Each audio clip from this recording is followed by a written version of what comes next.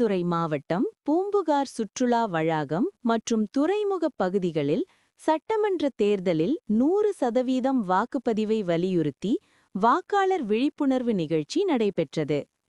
இந்த விழிப்புணர்வு நிகழ்ச்சிகளில் பூம்புகார் தொகுதி தேர்தல் பொது பார்வையாளர் சஞ்சய் குமார் சிங் யாதவ், காவல்துறை பார்வையாளர் பாஸ்கல் முகர்ஜி, மாவட்ட ஆட்சியர் எஸ் ஸ்ரீகாந்த் மற்றும் மாவட்ட காவல் கண்காணிப்பாளர் ஸ்டாலின் ஆகியோர் கலந்து கொண்டனர். நாட்டுப்புற கலை நிகழ்ச்சிகள் மூலம் வாக்காளர்களை ஈர்த்த அதிகாரிகள் விழிப்புணர்வு கையெழுத்து இயக்கத்தை தொடங்கி வைத்து சுற்றுலா அனுமதி சீட்டுகளில் விழிப்புணர்வு வாசகங்களை அச்சிட்டு வழங்கி தேர்தல் இலச்சினையை திறந்து வைத்தனர். மேலும் பூம்புகார் மீன்பிடி துறைமுகத்தில் இருந்து அதிகாரிகளே படகில் கடலுக்குள் சென்று மீனவ வாக்காளர்களிடையே வாக்குரிமையின் அவசியத்தை எடுத்துரைத்தனர். பின்னர் கரை திரும்பிய அதிகாரிகள் துறைமுகத்தில் மீனவர்களுடன் இணைந்து வாக்காளர் உறுதிமொழி ஏற்றனர்.